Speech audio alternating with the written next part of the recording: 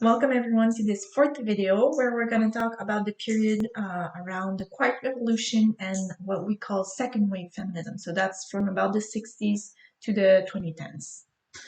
So let's dive right in.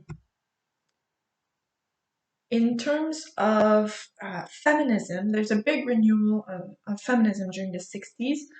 Since about the 40s in Quebec is when the right of vote was obtained.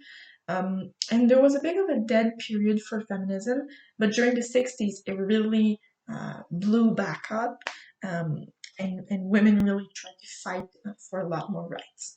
There was a big movement of pacifism too. For example, Voice of Women during the Cold War, which was against nuclear weapons. And you see here Thérèse Gaskine, which was the leader of Voice of Women. The big gain during the second wave of feminism is sexual freedom, of course. So the contraception pill was introduced in 1960. Officially, it was for period cramps, so doctors had to prescribe it for that. Some doctors did prescribe it for contraception, though. And it was allowed officially for contraception in 69. However, before 1969, associations or organizations weren't allowed to give information on contraception, and they would be fined.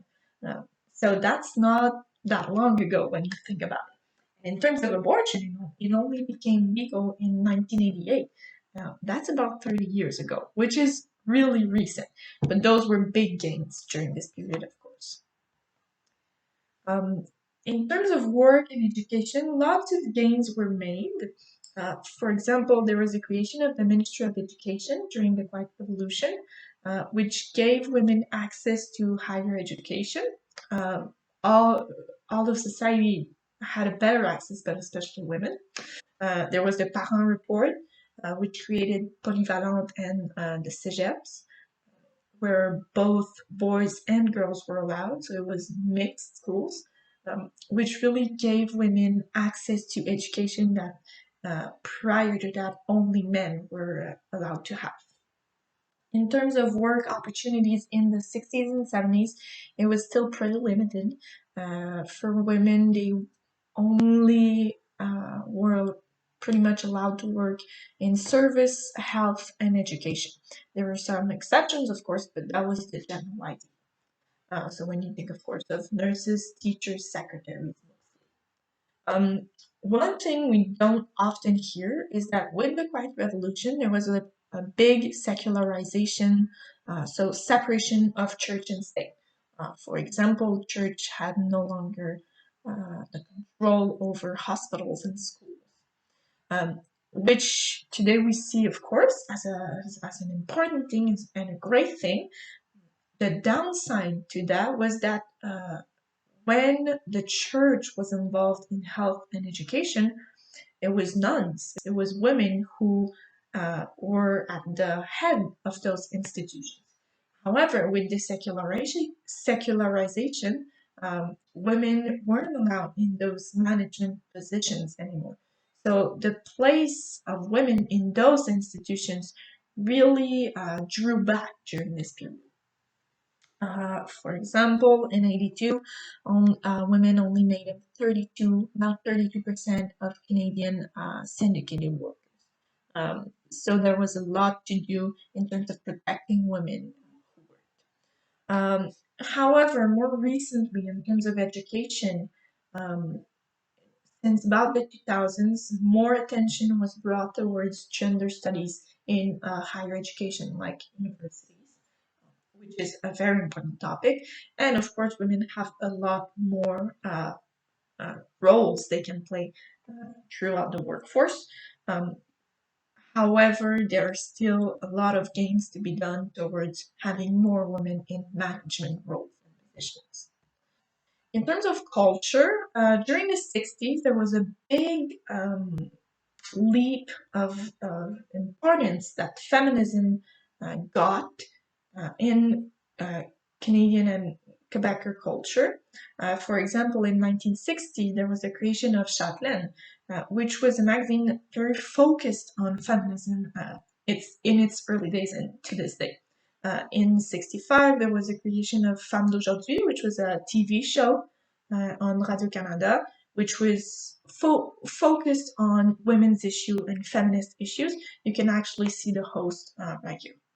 Um, and it's in about the 60s and 70s that there was the beginning of questioning around the sexualization and the representation of women, for example, in TV shows, movies, and publicities.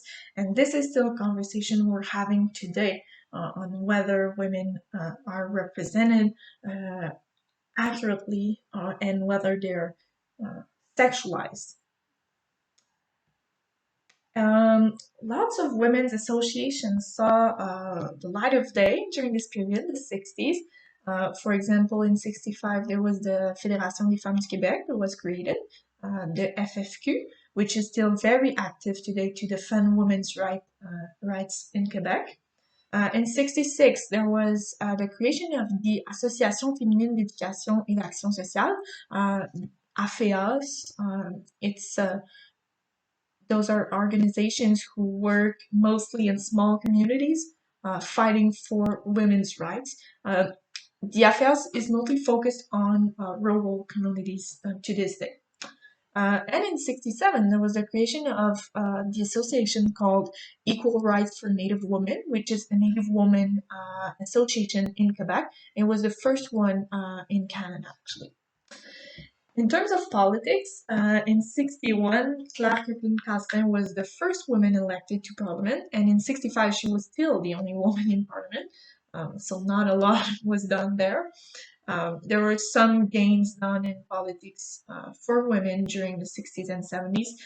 For example, in 67, family allowances were bonified by Quebec's government, which helped all families, but mostly single mothers. And in spite of all those gains, of course, there are many fights left today. For example, in the feminist movement, there's still a lot of inequality between women. For example, LGBTQ plus women, sex worker, indigenous women don't have the same rights and the same right to talk and to express themselves in the feminist movement, which is something this movement really has to work towards. There's not enough women in research and not enough research including women, which is really detrimental to all society, but women's health and also social studies who don't necessarily include enough of women in their studies. Today we still talk a lot about the mental load and the unpaid domestic workload, which is a big problem and not an easy one to solve because mentalities have to be changed, but it's still a very, very current problem. Of course, we don't still have equal pay. In Canada, for example, in 2016, a woman earned 69 cents to the dollar that a man made, which is a huge difference when you think about it. So that is a very big fight we still have to fight. And of course, the main theme and subject of our course is around sexual violence, which is still a huge problem in our society. So, in spite of all the work that's been done and the gains we have made, there's still a lot of inequality between men and women in Canada and Quebec, and we still have to fight for those rights. So that's it for this fourth video, and the fifth video will be focused more on juridic evolution of women's place in the society. Thank you.